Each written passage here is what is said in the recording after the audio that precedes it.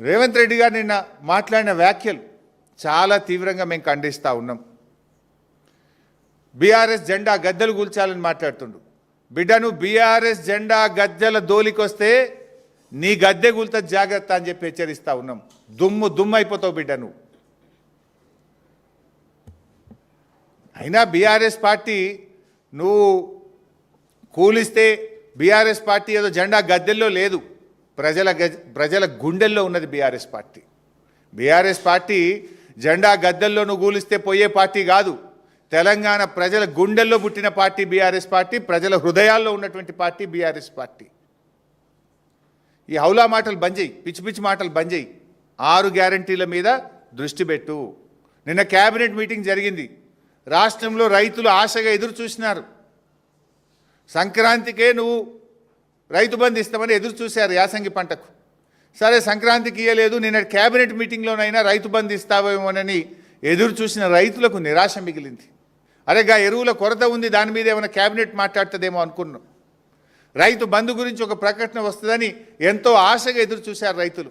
కానీ మేడారంలో జరిగిన క్యాబినెట్ మీటింగ్లో రైతు బంధు ఊసే లేదు, ఎరువుల కొరత గురించి చర్చే లేదు, పిల్లల ఫీజు రియంబర్స్మెంట్ గురించి ఇలా 20 లక్షల మంది పిల్లల జీవితాలతో ఆడుకుంటున్నాడు. నిన్న క్యాబినెట్ మీటింగ్లో గా పిల్లల ఫీజు రియంబర్స్మెంట్ గురించి ఒక చర్చ తీసుకుంటారేమో, నిర్ణయం తీసుకుంటారేమో అని ఎదురు చూసిన 20 లక్షల ఎస్సీ ఎస్టీ బీసీ పిల్లలకు నిరాశ మిగిల్చినావు కదా నువ్వు. అయినా ఎన్టీఆర్ గురించి నువ్వు మాట్లాడుతున్నావు. అసలు ఎన్టీఆర్ గారు ఆ పార్టీ ఎప్పుడు పుట్టిందండి? రాహుల్ గాంధీ మన ముఖ్యమంత్రి రాజీవ్ గాంధీ గారు మన ముఖ్యమంత్రి అంజయ్య గారిని అవమానిస్తే కదా తెలుగువారి ఆత్మగౌరవ నినాదంతో పుట్టింది ఆనాడు తెలుగుదేశం పార్టీ. ఇదే కాంగ్రెస్ పార్టీ ప్రధానమంత్రి రాజీవ్ గాంధీ గారు మన ముఖ్యమంత్రి అంజయ్య గారిని అవమానిస్తే ఆ రోజు తెలుగుదేశం పార్టీ పుట్టింది. తెలుగుదేశం పుట్టుకనే కాంగ్రెస్ వ్యతిరేకంగా. ఎన్టీఆర్ గారు ఆనాడు కాంగ్రెస్ పార్టీకి వ్యతిరేకంగా జాతీయ స్థాయిలో నేషనల్ ఫ్రంట్ నెలకొల్పిండు కదా. కాంగ్రెస్ భూస్థాపితమే నా లక్ష్యమని ఎన్టీఆర్ గారు ప్రతినబూనిండు కదా. నిజంగా కాంగ్రెస్ భూస్థాపితమైతే ఎన్టీఆర్ గారి ఆత్మశాంతి చేకూరుతుంది. నీకు అంత ప్రేమ ఉంటే పోయి తెలుగుదేశంలో ఉండను, ఎందుకు కాంగ్రెస్లోకి వచ్చినావు? నువ్వు ద్రోహివి నిజంగా చెప్పాలంటే. ఇవాళ తెలుగుదేశం నుంచి బయటకు వచ్చి నువ్వు ద్రోహం చేసినావు తెలుగుదేశానికి.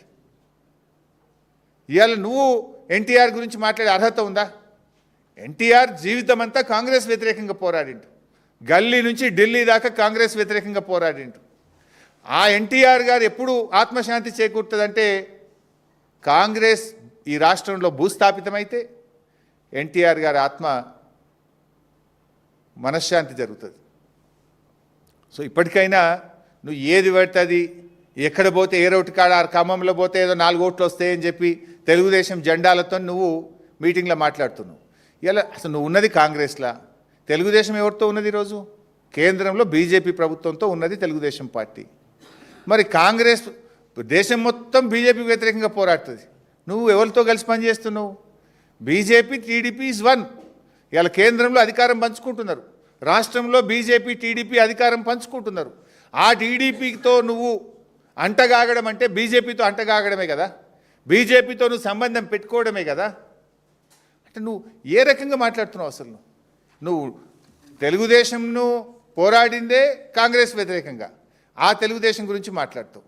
ఆ తెలుగుదేశం ఈరోజు బీజేపీతో అంటగాగుతున్నది.